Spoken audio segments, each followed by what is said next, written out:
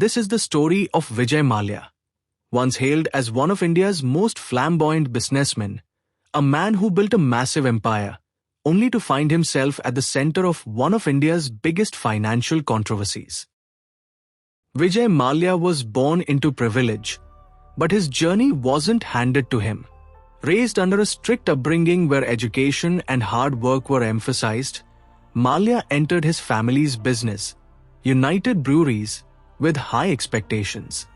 Under the guidance of his father, he underwent rigorous training and, after his father's passing, took charge of the UB group at a young age. With bold vision and innovative ideas, Mallya transformed United Breweries into a powerhouse. He expanded Kingfisher beer into a globally recognized brand and built McDowell's #1 into a market leader. Through smart marketing, lavish events, and aggressive business moves, Vijay Mallya earned his nickname in the media, the King of Good Times. But he insists this was never a title he personally embraced. It was simply the marketing persona of Kingfisher beer. His most ambitious venture, however, was Kingfisher Airlines. In 2005, Mallya set out to redefine air travel in India. His vision? To create a world-class airline that offered luxury, comfort, and an unmatched flying experience.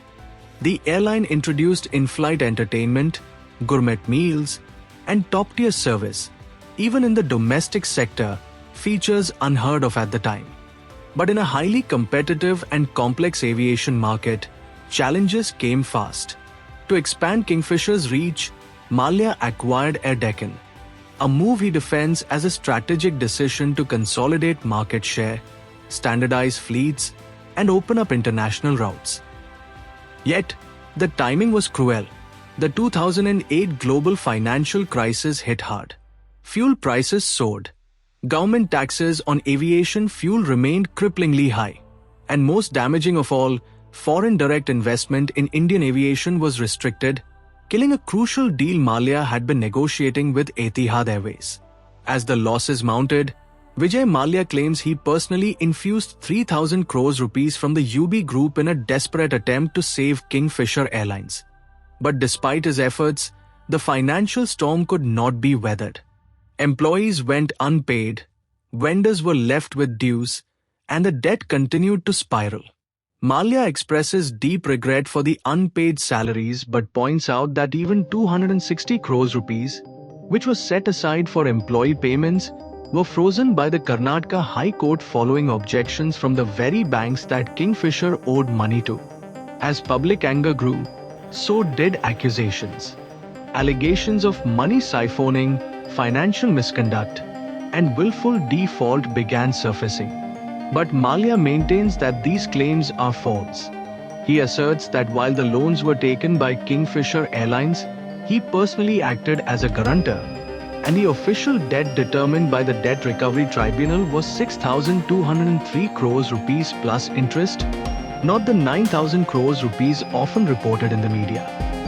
Between 2012 and 2015, Mallya says he made 4 separate settlement offers to the banks, even presenting his proposals to the Supreme Court, but each time the offers were rejected. On 2nd March 2016, as legal pressures mounted, Mallya left India. Many accused him of fleeing to avoid justice. But he claims his departure was a scheduled business trip to Geneva and that he had informed the finance minister before leaving. He also denies knowing that the Supreme Court was set to hear his case the very next day. Once his passport was revoked on 24th April 2016, returning became impossible. Today, Vijay Mallya rejects the labels fugitive and fraud. He insists he has committed no criminal offense and describes the entire case as purely a financial recovery dispute, not a criminal one. According to Mallya, Indian authorities have recovered 14,100 crores rupees from his attached assets, a sum that, he claims, is significantly more than the original principal debt. He continues to request a full statement of accounts from Indian banks, but says they have not provided one to date. Despite the controversies, Vijay Mallya still voices his willingness to return to India, if only he can be guaranteed a fair trial and dignified conditions. But until that day comes, his fight continues in the courts of London and in the court of public opinion. In his own words, he feels like a poster boy and a political football. While he deeply regrets the collapse of Kingfisher Airlines and its impact on thousands of employees, he firmly believes he did everything within his power to save the airline. The world may forever debate whether Vijay Mallya was a bold risk-taker who became a victim of circumstance or a symbol of reckless ambition and financial mismanagement. But one thing is certain, his story remains one of the most complex and controversial chapters in India's modern business history. Vijay Mallya is currently out of India, having been living in England for the past 9 years. He arrived in 2016 and has been stuck in one country since his passport was revoked that year. He states that his stay in England is fully legitimate, as he has been a permanent resident of the UK, ILR, since 1992. For someone who used to fly frequently around the world, being restricted to one country is described as a game changer.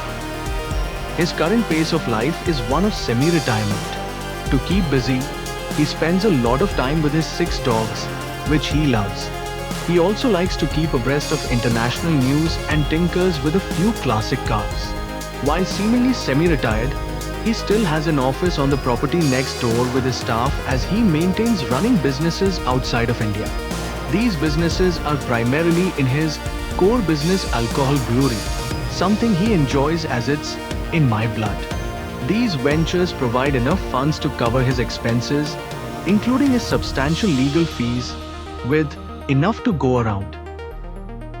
Reflecting on his life, he believes he is now living a more normal existence compared to the past, despite the perception of him being super rich.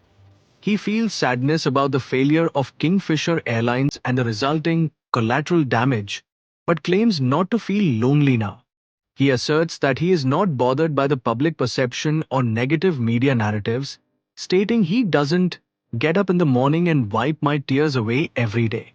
Deeply religious, he believes in God.